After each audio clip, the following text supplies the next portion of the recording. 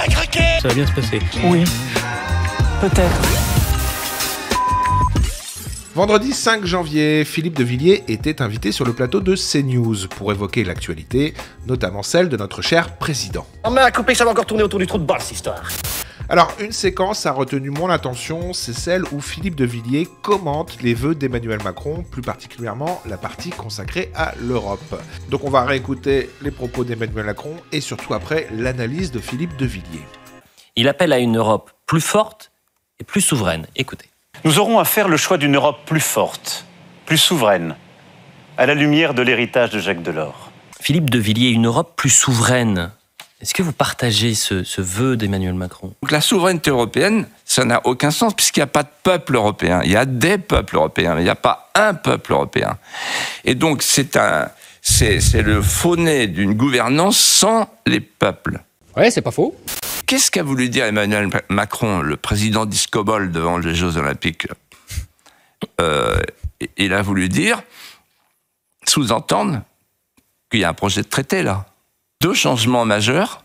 Le premier, c'est un élargissement à 40 pays. Et deuxièmement, c'est la fin du vote à l'unanimité en matière de défense et de politique étrangère. Donc c'est la fédéralisation. Et également, le président de la Commission devient le président de l'Union. En fait, Emmanuel Macron se rêve, Elliot, en président des États-Unis d'Europe. Parce que c'est notre projet! C'est une formule qui...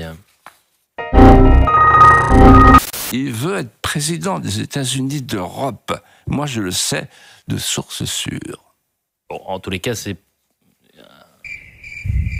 une sensation. Vous savez qui dit ça dans les couloirs de... Non, mais pour l'instant, ça n'a pas été... Ben, c'est sa copine, l'impératrice von der Leyen. Bah écoutez, c'est un peu surprenant, évidemment, comme analyse, mais... J'attends d'être démenti. Ah bah non, je me... Passez par un psy épais.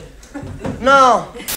Pendant que je vous tiens, le top des humiliations de Macron en 2023 est arrivé. Je vous le conseille fortement, ça fait du bien.